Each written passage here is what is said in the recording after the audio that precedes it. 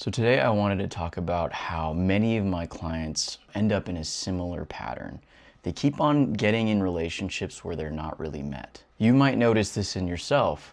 You might end up in relationships consistently that feel a little distant, a little emotionally immature, avoidant. They start pulling away. And deep down, you know something's off, but you still get attached. And I'm here to tell you that this isn't bad luck.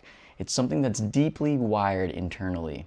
So often people that find themselves to be in relationships like this, when they were younger, maybe love felt confusing, inconsistent, or conditional. Maybe your caregivers were a little bit unpredictable or cold. That version of love became normal to you. So when you meet someone that feels similar, your system subconsciously lights up. And we associate that system lighting up, or butterflies, as real love or lust or infatuation.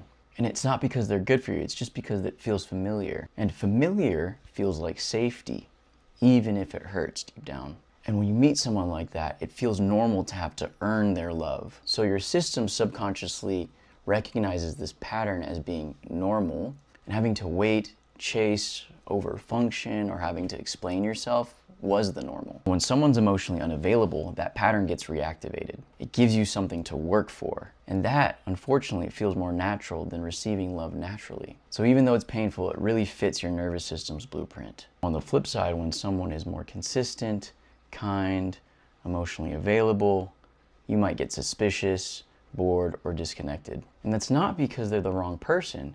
It's just because your system needs to get used to what safety feels like. So what do you end up doing?